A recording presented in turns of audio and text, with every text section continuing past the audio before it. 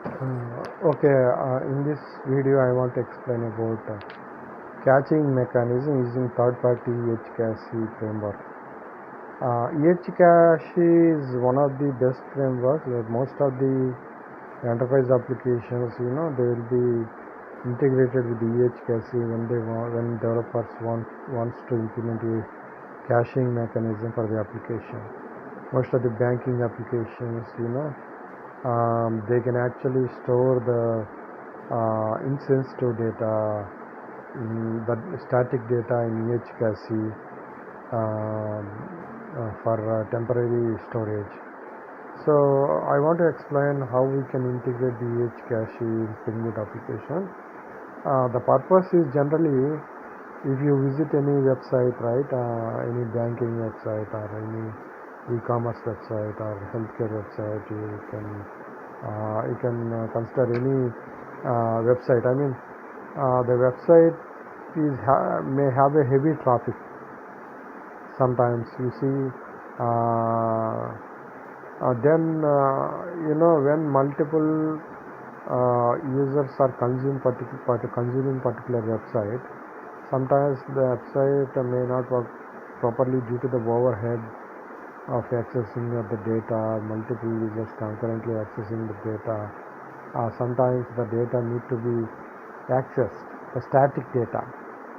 You cannot store the static data at server side in the database side. If the data is static, why do you want to store it in DB? And why your Java layer has to call your server or your database to fetch the static data every time? You don't need to do that. If the data is static, if you are very sure that data is not going to change for longer period of time, and also that data is not a sensitive data, like transaction related data, you generally won't store you will store that in the database, not in the static servers. So if you are meeting all these requirements, you can actually create a cache, and you can store your that static data into Ehcache. Most of the time we use the Ehcache for second level caching purpose. If you are aware of the Hibernate scenario, first level caching, default cache scenario provided by Hibernate itself. But second level cache, it is the customization. If client wants to have a separate caching mechanism, then we can go ahead with the Ehcache mechanism.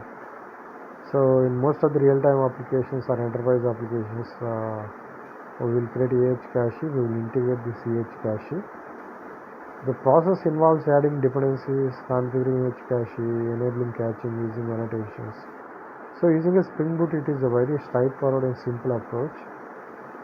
For example, you can see we are using a Maven dependency here, Maven build tool. First step, we need to have a Spring Boot starter cache dependency along with Ehcache dependency, and it is under the artifact of org.ehcache.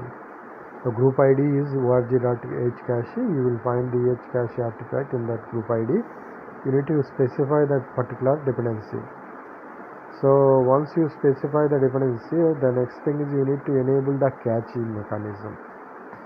Spring Boot provided the @enable caching annotation. It will automatically activate the Spring annotation driven cache management capabilities. Right, you need to enable this.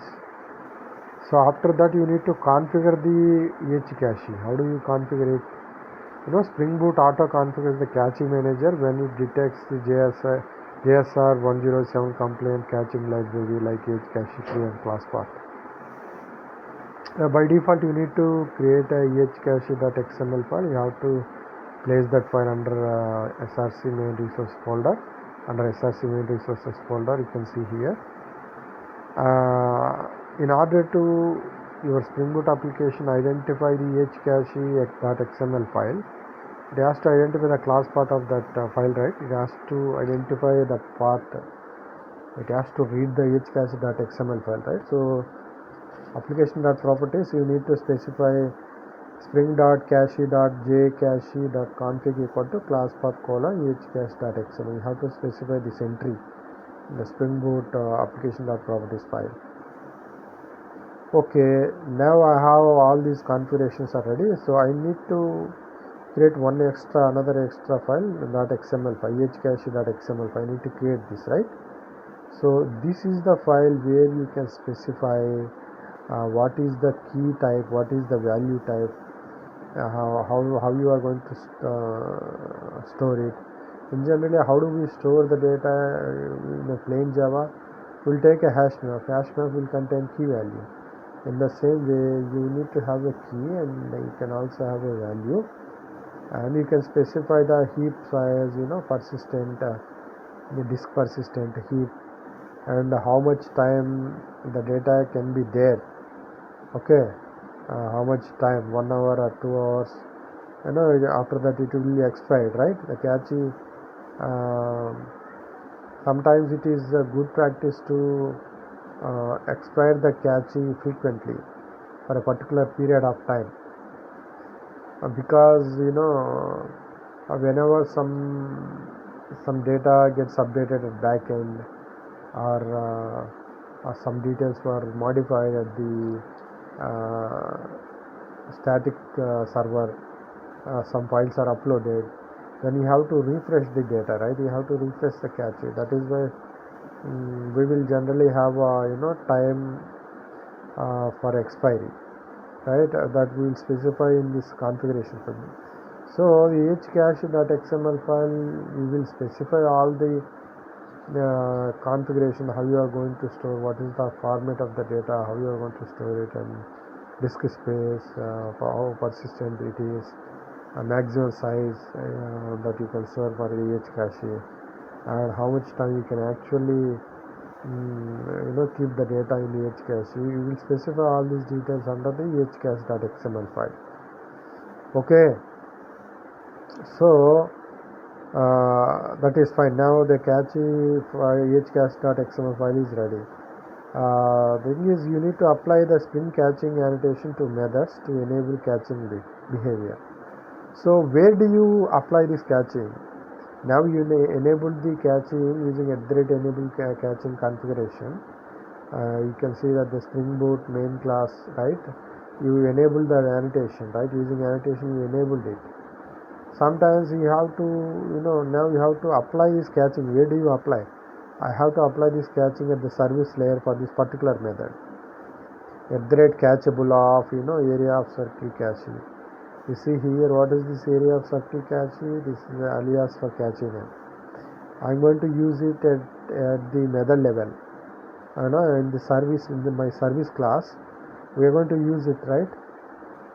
So area of circle cache. So this method is returning the area of circle, and that data will be cached here. @caching will enable to store the data there.